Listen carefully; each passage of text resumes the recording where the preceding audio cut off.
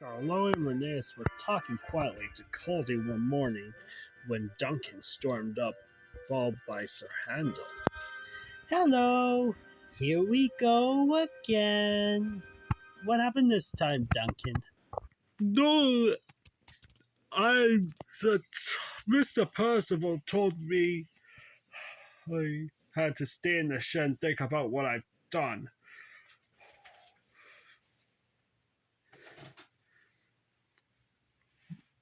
He says I keep a bad lookout. We have no mind to mend you. If it happens again, I'll leave you at the back of the shed. It's not fair. Why does he always pick on me? Skarloey said nothing. He just winked at Rheneas. As you're saying, Culdee, you pulled 2 coaches on your trial. Do you ever take more? No, our line's so steep, we only needed 1. We each have our own. Mine is called Catherine. I know her well. That's most important. Why? They're only coaches. Ours are something more. You pull your coaches on your trial so you can even see. We push ours up so we can't see. Our drivers are very cautious, of course. Catherine's so clever that I know her once that everything is wrong. With your automatic brakes, it sounds like a rescue. That is just the mistake poor Godred made. Who is Godred? I better tell you the story on what happened. Godred was our number 1 and was named after the king. Of course, that made him to a smoke box and made him conceited.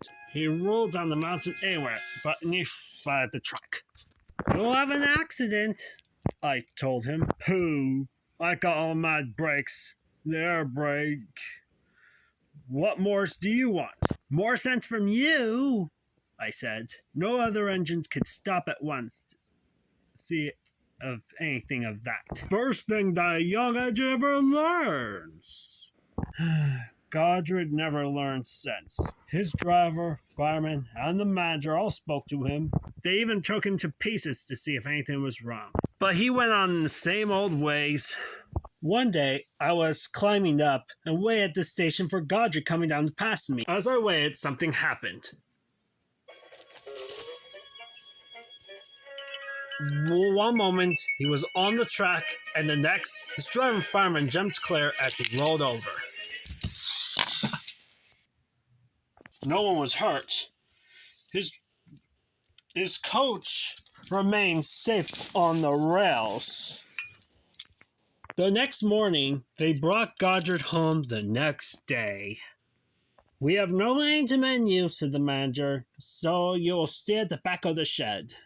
Godred did stay at the sheds and think about what he had done.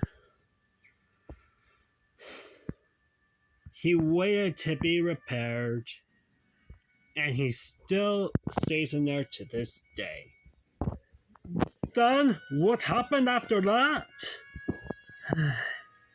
It's not very nice to talk about. But what happened? Why is it nice? Godred stayed in our sheds, and he still is in there to this very day, waiting to be repaired. Culdee sighed with relief.